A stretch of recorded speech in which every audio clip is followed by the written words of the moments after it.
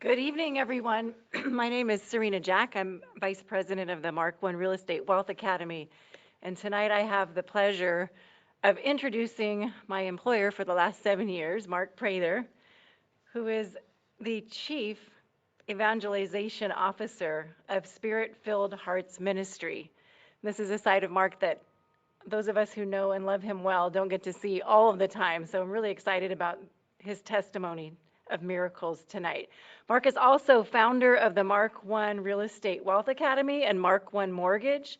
He's author of 3 books: Why the Rich Stay Rich and the Poor Stay Poor, How Heaven Works, and Wisdom for Your Daily Life, all of which are available on Amazon, but we're not selling books tonight. In 2016, the Orange County Register voted him most innovative business leader. And he has been in the industry, the mortgage finance real estate industry, since 1977. He got started at the age of 18. And he's been interviewed by, as you can see here, many different news media outlets. I'm super excited for everybody that's joining us tonight to be here to hear Mark's testimony of miracles. I'm going to turn this mic over to Mark and we'll let him get started. Thank you, everyone. All right, thank you, Serena. Let me get the clicker from you. There we go, wrong clicker. All right. Well, good evening, everyone. It's great to be here. I wish you were here with me so we could feel the love a little bit closer, but I love online. The one thing I say about COVID, the one good thing that came from COVID is being able to do these online meetings. We can reach so many more people. All right, here's what we're going to talk about today is my testimony of miracles.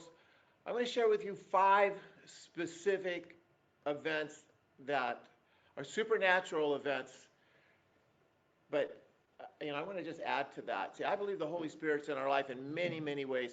I think pretty much all of you would say that you've had so many things happen in your life. You go, was that coincidence, or is that God or the Holy Spirit? We all experience that. But the events that I'm going to share with you are big impact events, and you'll see why. Number 2 is, what can we learn? And let me move that over. Okay, what can we learn about God from these miracles? In each one of these miracles, as we walk through, I want you to pay attention to the differences and the escalation. And I'll explain when I talk about escalation, kind of the evolution of each one of these from 1 to 5, because there are significant things, and I think there are powerful lessons that we can learn from God about these. And we'll do Q&A at the end, and I'd really love to get your feedback on kind of what your thoughts and interpretations of what you learned from this about how God, because all of this, it was planned and happened for a reason. And number 3 is, why me? Now, 1, is easy for me to tell you what happened. Now, whether you believe it or not, then that's another measure. But 2 and 3, I'm going to share with you what I believe we can learn from God from this. And number 3 is what I believe, why this happened to me. So let's go ahead and move forward. All right. The most important question in life is, does God exist? That is the question that has confounded man since the beginning. This great debate has been going on since the beginning of time. And if you look at human history, and you especially look at biblical history, you'll see how mankind has moved toward God, away from God, back and forth. And today we're in a world and in our country where this country is moving away from God more than ever. Now, in my family growing up, we didn't have God in our house. Here's why.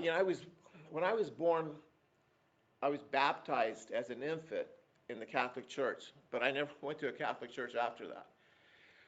The reason was my father was he would always poo-poo God. He would always say, I'm an agnostic. And so growing up, when I got into high school, it obviously left great questions. Is God real, or what is God? Is it so there was great doubt. What I'm going to share with you is the decision I made. It was when I was 18 years old, was to get to the truth. Recognizing that this answer to this question, does God exist or not? I mean, everything in life hinges on that. if there is a God, if God is in fact real, and he is our only hope to surviving this planet and securing eternal life, then we sure as heck better get lined up in that direction. Conversely, if there is no God, then shouldn't we do everything that's in our own best interest? Shouldn't life be about, where it's basically all about me? You know, we get this one life, we have this short window of opportunity. Shouldn't we focus on making the most of it for us? Those are the two choices. Now, most people just look at this and say, well, there's no way to prove God. You know, this question of, God, whether God is real or not, it's always been there, it's always going to be there, and then there's just no way to get to the truth. Well, I thought a lot about that, and I started going to different churches with a couple high school friends. And as I went to these different churches, hear different pastors and start getting exposed to the Bible and the preachings and that, and started listening to it.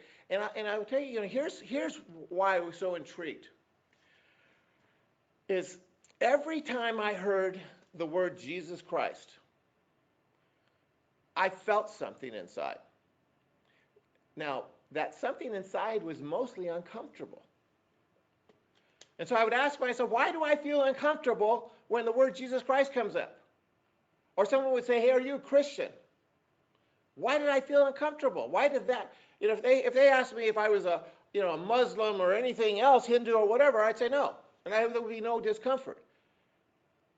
We didn't go to church. I didn't have a commitment to any faith. So it just seemed bizarre to me that when someone would ask me or say something about the name Jesus or would ask that question as a Christian, that I felt uncomfortable. Why did I feel uncomfortable? That didn't make any sense to me. So I started going to church and I started exploring. And then I said, how can I get to the bottom of it? So I said, the obvious place is to start researching the Bible. But the truth was, I was very much a doubting Thomas. And I think most of us are. I think it's reasonable to have doubt. I think it's reasonable to be skeptical. So as I started picking up the Bible, I go to these different services and hear the pastors preaching, start looking in the Bible and start just looking for research, trying to see how can I get to the answer of this just critically important question of does God exist? And I found these are a couple of the scriptures that I found. Number one, you can see on here, the first one is Deuteronomy 4:28. And when you will seek the Lord your God, in that place you will find him. If you only seek him with all your heart and in all the tribulation of your soul. Now this really struck me because it says you will find him. That is not vague. That is very specific. It's not saying maybe you'll find him or maybe you'll get a feeling for him. No, it's being very specific here. And then Matthew 7:7, ask and it shall be given to you. Seek and you will find. And knock it shall be opened unto you. Now, this really resonated with me when I was young. Because now imagine I'm 18 years old, I'm reading this, and I'm starting my adult journey. I moved out of my parents' house when I was 18. I was just starting my life. And I wanted to be something. I wanted to accomplish something. I wanted to have a good life. Now, my family, on both sides, we were at the bottom of, if you look at the three income categories, we were more in the bottom third, and my father was struggling to get to the middle. We were not there was not a lot of education in our family. And so I really, and my point in bringing those points up is I had a lot of doubt about myself and about where my life could go. Because I didn't know anybody rich. I didn't know anybody super successful. And so the obvious question is, if no one in my family is rich, no one in my family is well educated, no one in my family or friends are very successful, then how am I supposed to believe that I'm going to be successful? And then I saw it said, ask, and it should be given to you. Seek, and you will find. Well, these are the things that I want. And I said, I'm starting from zero. I don't know anything. I have no money. And I don't know anybody that has any of those things either. And I thought, I can tie my journey into trying to build my life and look at whether God and these promises of seek and you will find. Again, it's very specific. And all through the Bible, New and Old Testament, there are outrageous claims that are made. And as I look at these claims, I say, I'm going to challenge these claims. And for those of you that know me, know that when I commit to doing something, I get after it. I get after it with everything I have, and there is no stopping or denying. I mean, I like to say I'm the king of failure, man, because I have learned you will eventually get there if you just don't give up. And that was what I decided. I was not going to give up. If it took me to my deathbed at 100 years old to prove that God did not exist because that scripture I just shared with you was a lie, then I could die at peace.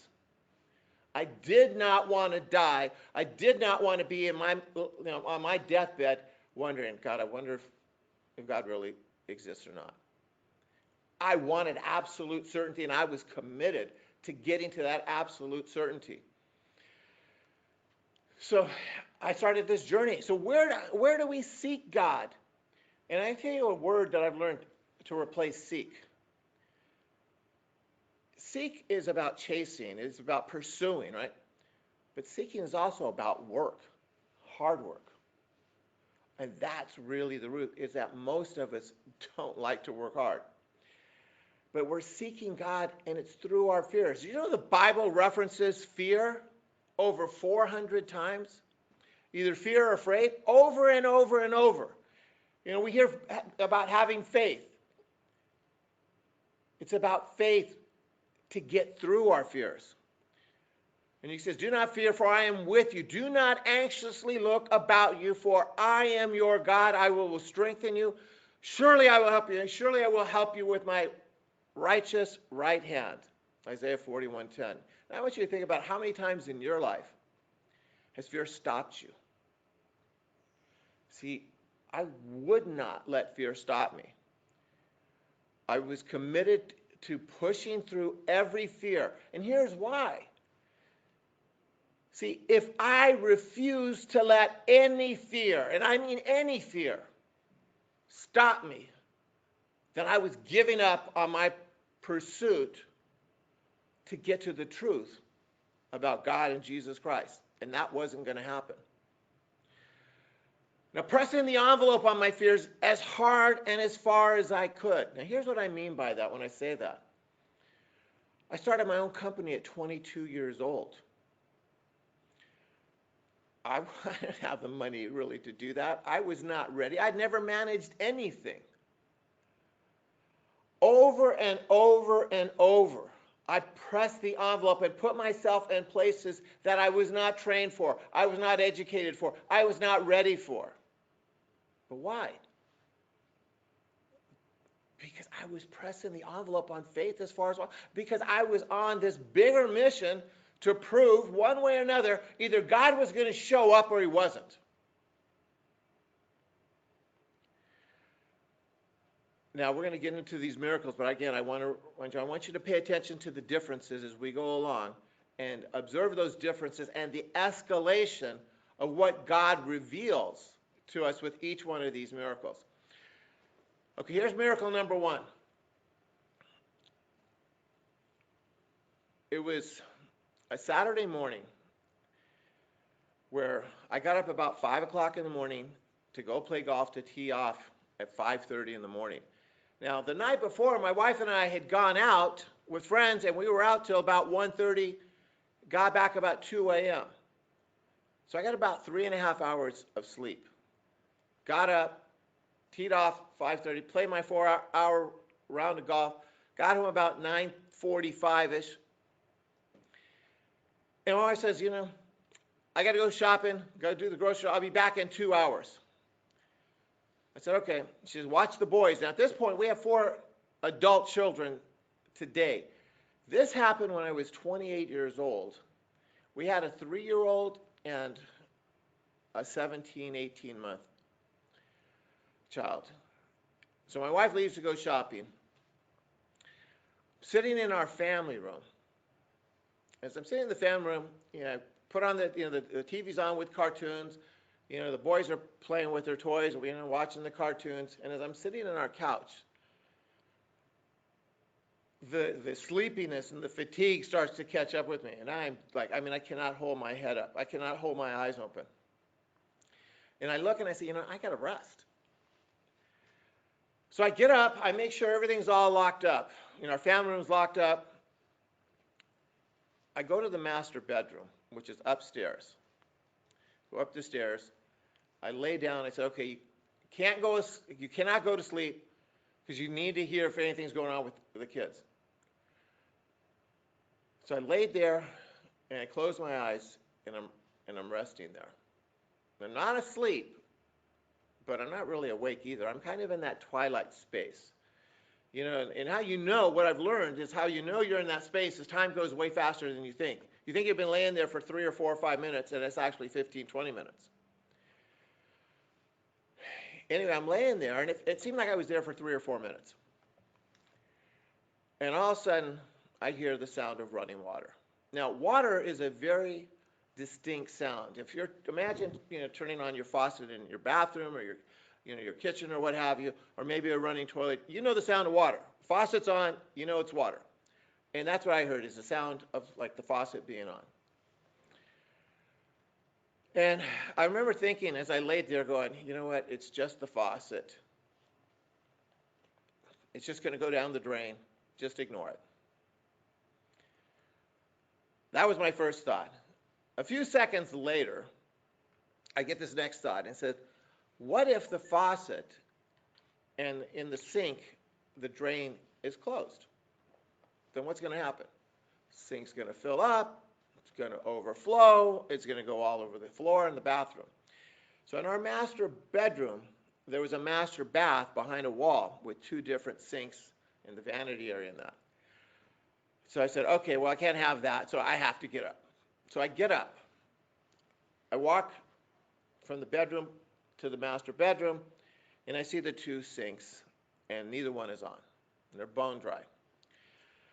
Well, there's another room off of that, which is the toilet area. The toilet and the shower in a separate room.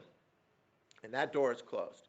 And I hear the sound of the water running. I say, okay, well, it wasn't those faucets, so it's clearly got to be the toilet. So I open up the door, and I step into the bathroom where the toilet is. And there's the toilet, and the toilet's water's not running. But I still hear the water sound. So, well, now there's only one possibility. It's got to be the shower. The shower curtain is closed. So I walk over, I grab the shower curtain, and I pull it back. Now, the shower curtain's got the little rings, and it's got a little steel bar that goes across.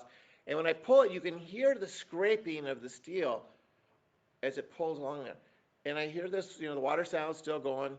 And as I pull it, you hear it scrape, and the water sound stopped immediately.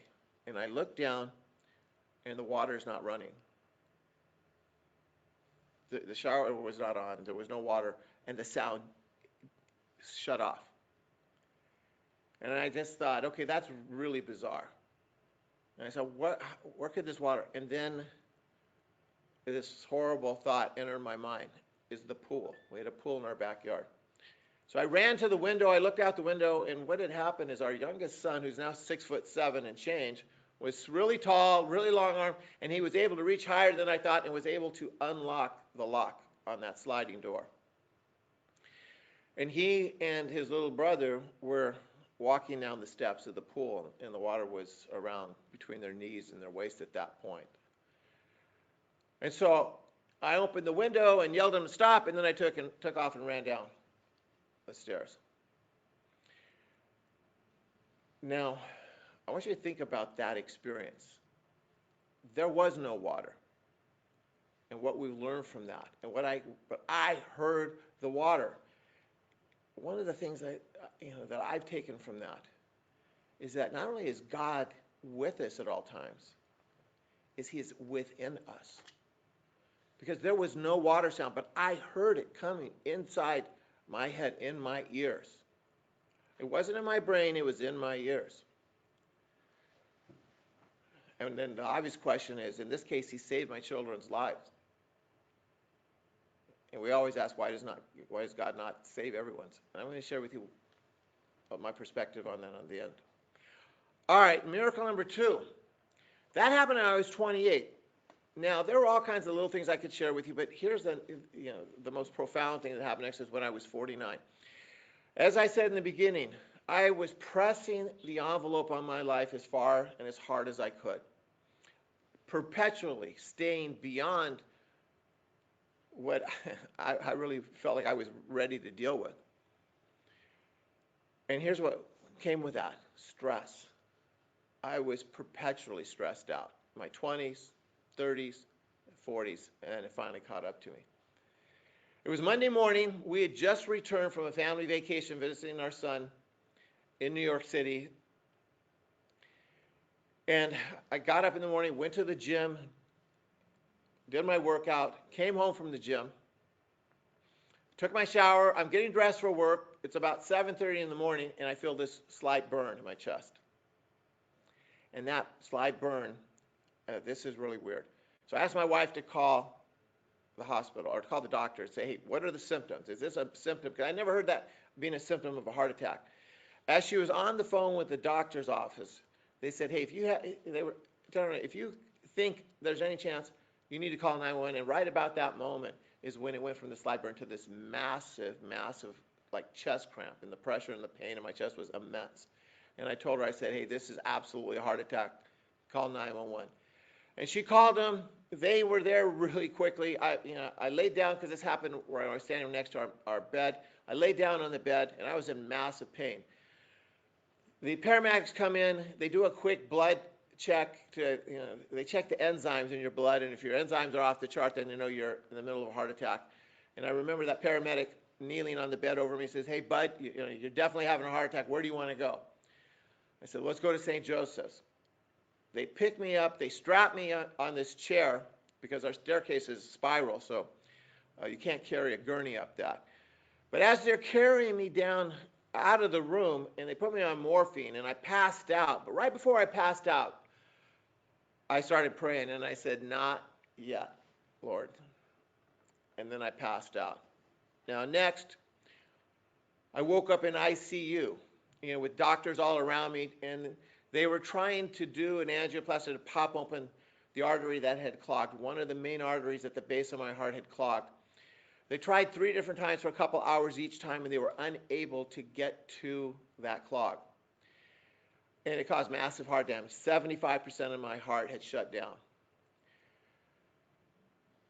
I knew how I got there. When I was in ICU, I was so weak because your heart provides, or I should say, your heart pumps the blood provides the oxygen. And if your heart is not pumping very well, you're not getting very much oxygen. I was so weak I couldn't pick up a fork to feed myself.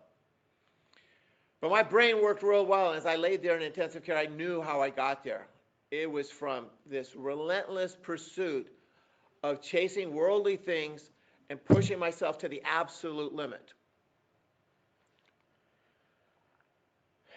But my heart was so damaged, I could barely walk across the room. They said, Mark, look, your ejection fraction is down to 10 to 15. You can't function at that level. You need to be at least 25 to live any kind of life. Because you're so young, at 49, we're going to put you on the heart transplant list. And so they signed me up at Cedars-Sinai. And that's when I felt like I was like a hostage in my own body. I couldn't do anything. And so months went by, and I couldn't function. And after about 4 or 5 months, I went in for another checkup, and they did the echocardiogram. which kind of measures your heart, and they scan your heart and all that. And I went home, and a couple of days later, my cell phone rings, and I answered the phone, and it's this nurse, and she says, "Is this Mr. Prather?" I said, "Yes, it is." She said, "This is the nurse from," this was at St. Jude's Hospital. So we have your test results. I said, "Okay, good. What are they?" She says, "Well, the doctor asked me not to tell you." Now, I immediately thought, oh, this is bad news. She said, "He'd like to tell you."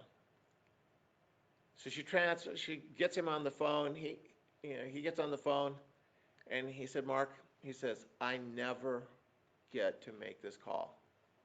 He said, "I wanted to tell you directly." He said, "Your heart is healed. It is fully recovered."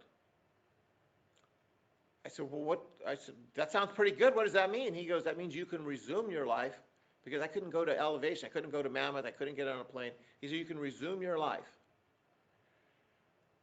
Now that is, he couldn't explain it. That is an extreme miracle. But here's where, to me, it even got better. I said, we're going to take my dream vacation, which was to do a Mediterranean cruise. So my wife and I booked this cruise on the Queen Victoria, starting from Venice and going all the way around Italy over to Spain, Barcelona. As we're on this cruise, and you've been on these cruise ships, this boat was pretty big, held about 2,000 people. They have the big buffet. So I get up pretty early, go get breakfast, and there's all these people there. So I go in by myself. I get my little breakfast set up. I get a table. Well, there was actually really no table. There were people everywhere, but I found a seat. I sat down. There was one chair left, and this little gal comes walking up, and she says, "Sir, do you mind if I use this chair and join you?" I said, "No." So she sits down. So I strike up a conversation, and I said, well, what do you do? She says, "I'm a cardiologist." Now, I don't know what the odds of me sitting next to a cardiologist at that point out of 2,000 people are, but they're long odds. So I laughed. I said, "I'm a heart expert." And so she looks, she goes, "Really, are you a cardiologist?" I said, "No, but let me tell you what I've been through." And I told her my story that I just told you. And she looked at me and she goes, "Sir," she goes, "I've been a cardiologist for 25 years. Not only have I never heard of that happening, not only have I never seen that happen, I've never heard of that happening." And to me, that was like a powerful exclamation point from God, just saying, just in case you weren't crystal clear, that I was the one that healed your heart. I was the one. But here was the next big challenge, is going back to work.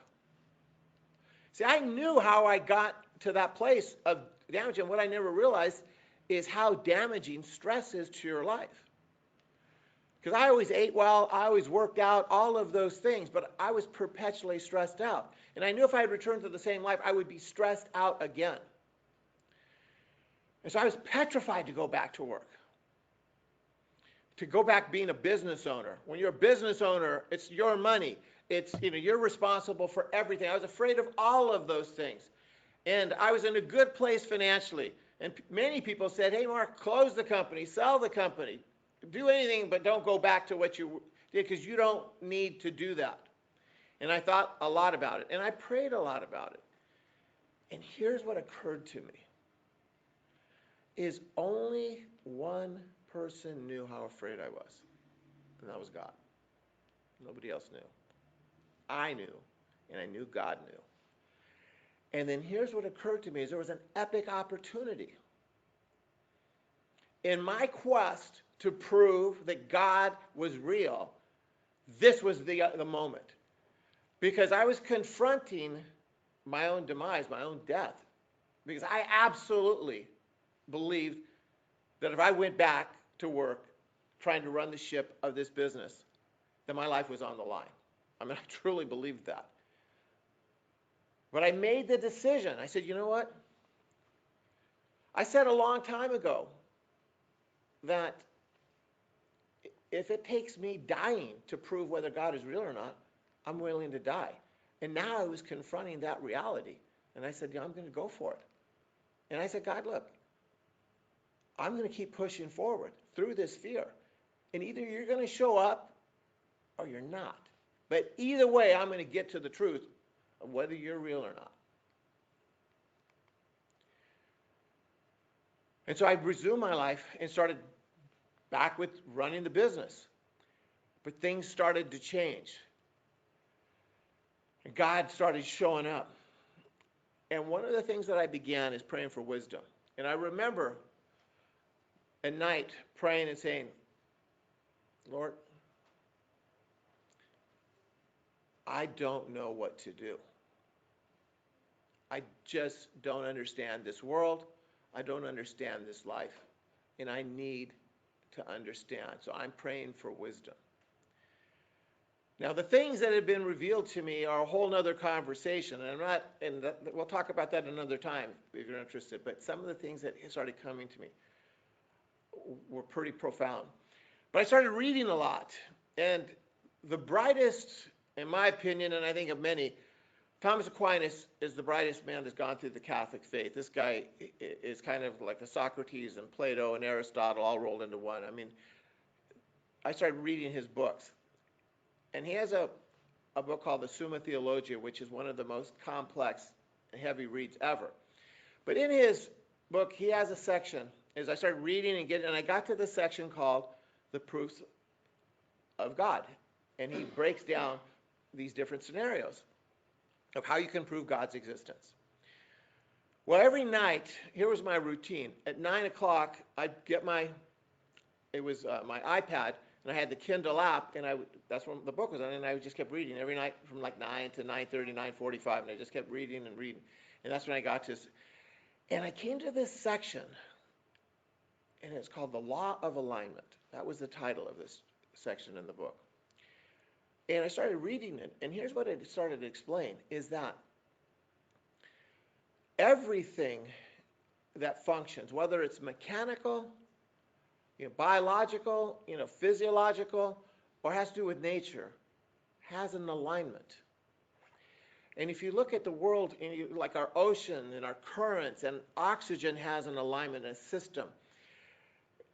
You look at the way the earth and the moon and the sun are aligned, everything has this alignment. And all our ecosystems, and it went into great detail, and I spent 20, 30 minutes reading about how all these alignments work. And then what it said is, bottom line is you cannot have perfect random alignment. To have that happen once is impossible.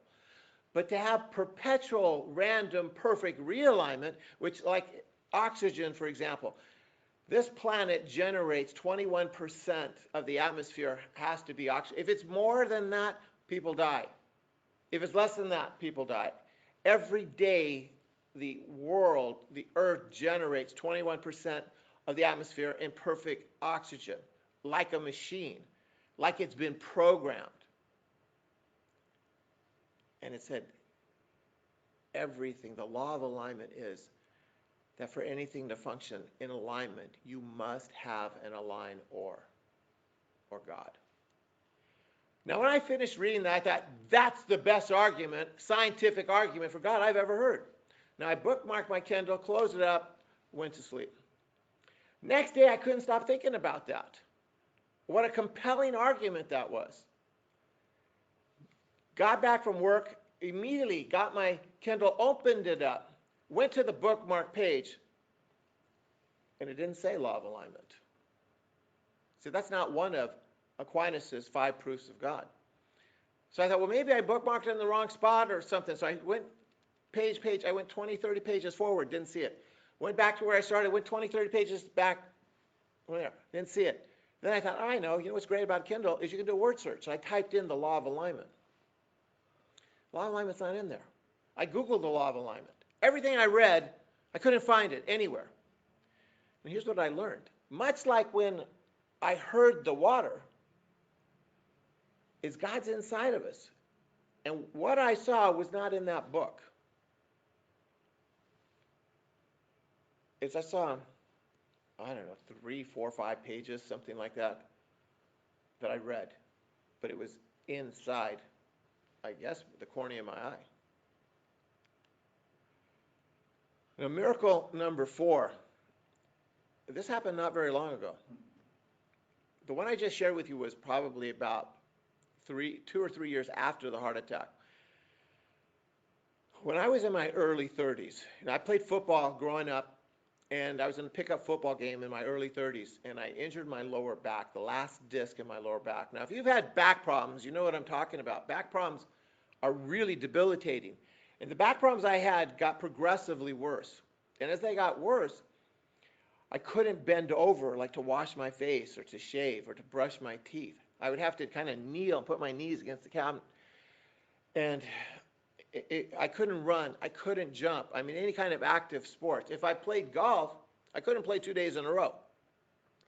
So I would work out, but there could be no impact. And this is the way it had been since I was about 32, 33 years old. And it just got progressively worse. And then about a year ago, I decided, I said, I've been working 60 hours a week since I was 18, that it's time to start to throttle back a little bit. And I joined this private country club. And so every Friday about 12 o'clock, head over to the golf course, play a round of golf, and go home. After about the 4th or 5th week, my back couldn't handle the pain anymore. I mean, it just started getting more inflamed and more inflamed. And it was a Thursday night. And I had a round of golf scheduled for the next day with an old high school friend I hadn't seen for years. And I was in massive pain, and I'm thinking, I need to cancel. And I thought, no, I don't want to cancel. I said, I'll go and I'll tough out this round. But I knew what was going to happen after that. I was going to have a hard time getting out of bed for the next week. Well, as I laid there, I started getting depressed, saying, if I can't even play golf once a week, what's the point of being a part of this club? I might as well cancel. It's not worth the money. So I started to pray. And I had made a decision, and I had communicated this in my prayers a couple years prior. And I said, Lord, I'm not going to ask for anything. I'm only going to give thanks. And if I ask, it'll be for forgiveness and just give thanks for the life that I have. And any grace you want to bring my way, I'm all for. But I made the decision to not ask. Well, that night I said, Lord, I know what I said before, but I changed my mind. And I took these 2 fingers and I put them on my back where it was in pain. And I said, Lord, I'm asking you. I do not want to drop out of this club. I'm asking you. I said, I know you can heal my back if you want to. So I'm asking you to want to. And I closed my prayer and I went to sleep. Now the next morning, Friday morning, I woke up, no pain. Now that didn't convince me that it was healed, but I was excited that I had no pain and I was going to be able to go play golf that day. And I went with that friend of mine and we played golf and I had no problems. And I thought, okay, well, let's see how Saturday goes. No pain. Sunday, no pain. And my back felt a level of stability, and the disc no longer felt paper thin, that any little impact was painful. Well, the next Friday, my round of golf came up, and I was going to go play golf with my son. We get out there, and this is at an Alta Vista golf course. The number 1 hole is a par 5. We hit our drives. We're out in the fairway. So we're in the middle of the fairway out there, about where we have plenty of room for the next shot. And I told my son, I gave him my phone. I said, I want you to film this. I'm going to try to run. Now, I've not run in like 27 years. And I said, I'm going to get in a 3-point stance. You say ready, set, go. And as I'm going down to get in this 3-point stance, I said, Lord, I'm going to give this my best effort, but I have not run in 27 years. Because I couldn't. The pain, it felt like someone was stabbing me in my back. I said, but I got to get to the truth. I have to know, is my back healed or not healed? So my son says, ready, set, he's laughing, go. And I take off. And if you've seen this video, because I put it on Facebook, I was running about half speed, but there was no pain. So I went to 3/4 speed, and I ran about a 40 or 50 yard sprint. The last quarter full speed. Since then, there's been no pain. And now I can run, I can jump, I can do a lot of things. All right, miracle number 5, and I saved the most extreme for last for a reason. Now, if you don't think I'm nuts already, you're really going to think I'm nuts when you hear this one. And one thing I've learned is that's okay. I've shared some of these stories with a few people, believers and non-believers, and I always get the same look, like I'm nuts. Here's what happened. One of the guys in our company invited me to go to his church up in Inglewood at Faith Crusade Christian Church. He said, hey, why don't you come to my church? I said, sure, just tell me when. So we went out. So I would, so I'll meet you up there. So their service was going to start. I think it was either 10 or 10:30. So I drove up to Inglewood, parked, went to the church, and had a fantastic service. They have a pretty incredible pastor there, and so as he was finishing his sermon, everybody started to stand up, and there was this transition from him as the pastor to the bishop of the church. And as we're standing there, and I'm in the second row, all of a sudden, I hear a man standing right next to me. And I want to be clear. I hear this in my ears, not in my brain. This was not a thought. I hear a man standing next to me, and he said just 3 words. He said, fill my church. Now, at that moment, when I was standing there, what happened is I had this shot of adrenaline run through my body, which was very similar to like someone saying boo, or you get scared and you have that shot of adrenaline. And it made me keenly aware, just kind of, my senses were heightened because of that shot of adrenaline. And that's when I heard those 3 words. I heard this man, fill my church. And I turned to look. There's no man standing there. There's a woman standing there. The one that was sitting next to me standing there. I knew who that was. That was the voice of Jesus Christ. And that's why I'm doing this tonight. See, he didn't say fill this church. Now, immediately afterwards, I went and talked to the bishop, and I told them exactly what happened. And I said, I'm here. I think I'm supposed to help you fill this church. And we had a couple meetings, and we developed a marketing plan and so on. But after I left there, it occurred to me that he didn't say fill this church. He said fill my church. And faith in this country has diminished dramatically. And that's why I'm doing this tonight. He asked me, this is my gift for everything, all the blessings of my life, because my life's been nothing short of miracle after miracle. Now, what changed with each of these miracles? Here's what the big changes were, and if you think of the escalation, is my faith and trust. And if you replace faith with the word trust, my trust in God just kept growing and growing and growing. And as my faith grew, my trust grew, his love became more and more overt. See, in the beginning, he was hiding.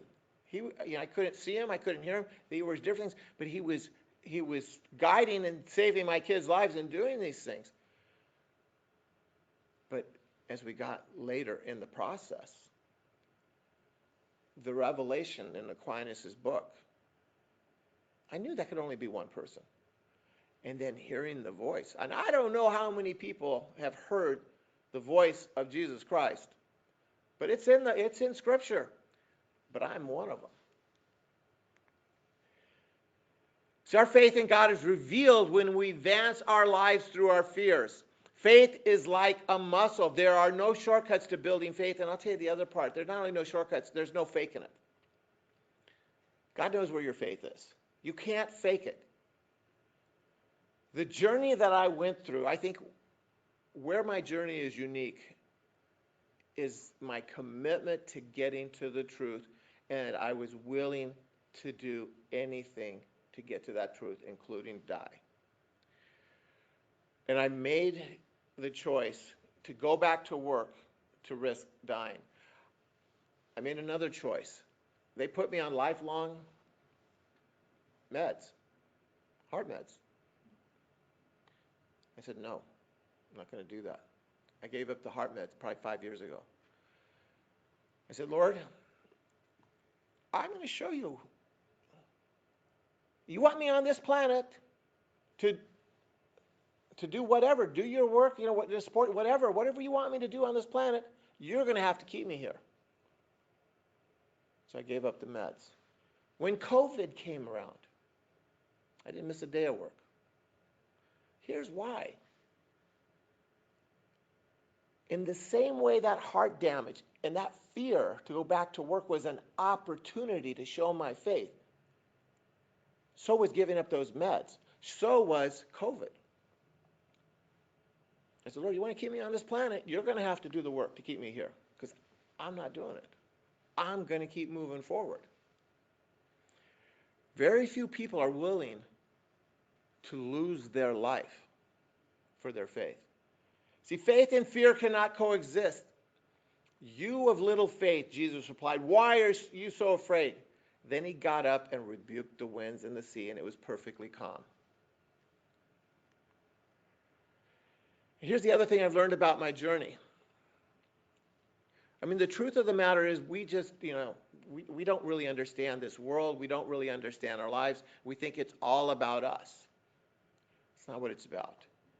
We must make the choice to love God or reject God. That is the first big choice. But our obsession, our self-obsession, we are obsessed with us, must come to an end. We must be willing to literally lose our life. And that is a personal resurrection. See, who we are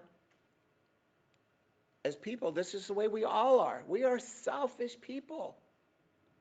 And the world's a mess because of it. But that selfishness will not stand in the kingdom. But to lose your life is a pretty tall order. See, people complain because they want earth to be heaven, but earth is not heaven. Earth is simply our journey to learn some painful lessons, and the biggest one being that we cannot make it without God. Now I asked my question, why did God save my children? Here's why I believe he saved my children that day. Because if my kids had died, or if they had drowned, they wouldn't have died. They would have gone straight to heaven. They were going to have eternal life. You know who he saved that day? He saved me. Because had my kids drowned, I could not have lived with that. There is no doubt in my mind I would have taken a gun and blown my brains out. He saved my life. He saved my soul. See, what is the definition of love? Because we all talk about that. Love is to sacrifice. And this is the great battle. Self-obsession versus self-sacrifice. That's what our journey is really about. But reaching absolute certainty, I've reached this place of absolute certainty. See, with God, all things are possible.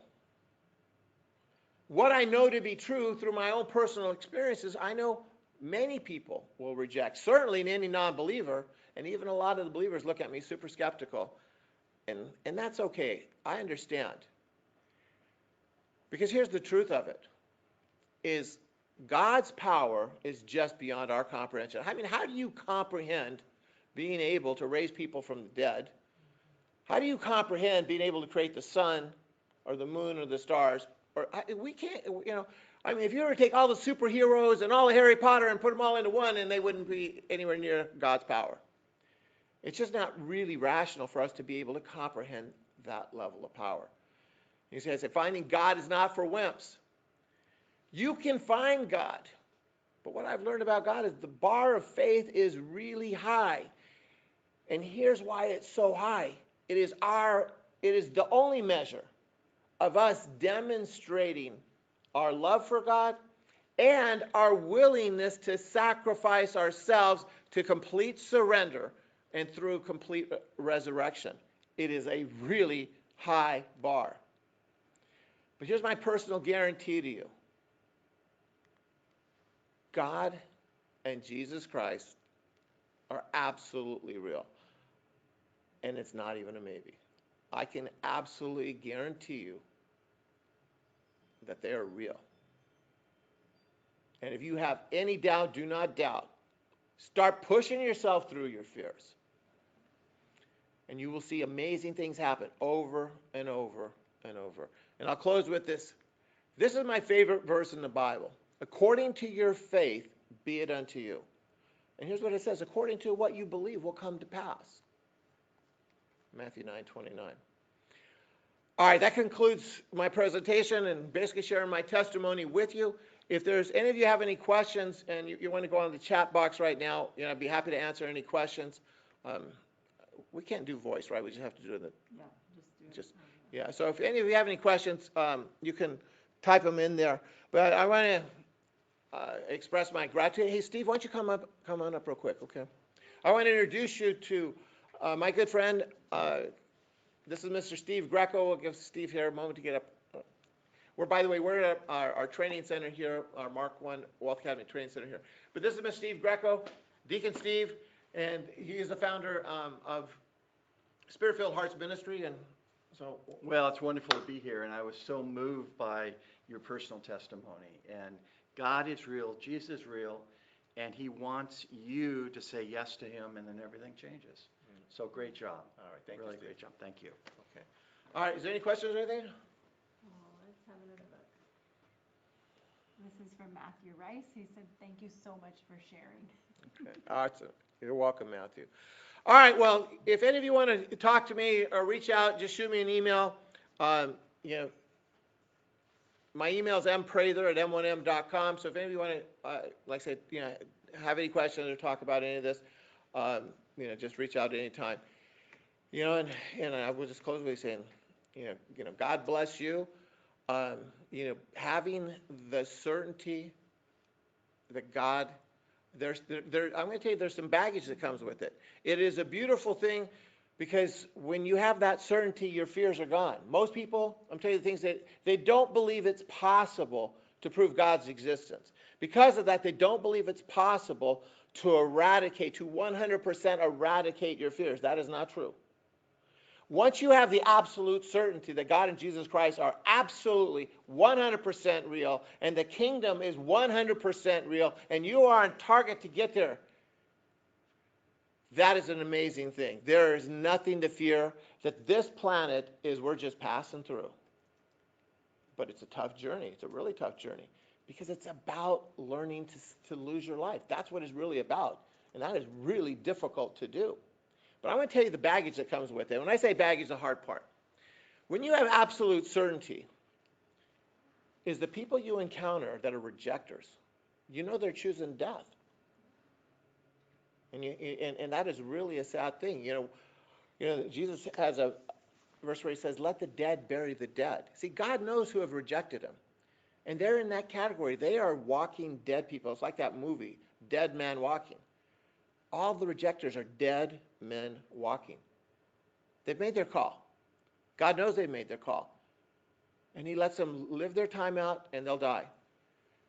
What evangelization is about, and why I'm doing this, is there's 3 buckets in life. There are the people that have rejected, the dead men walking.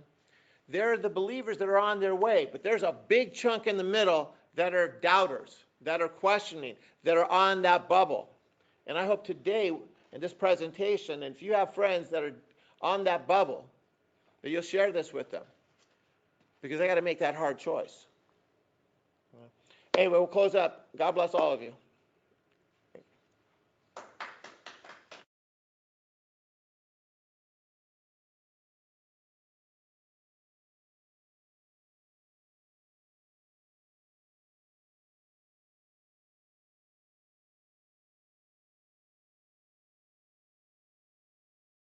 Sure, do you want to answer that? Sure. Yeah. Can you hear me, Catherine? Or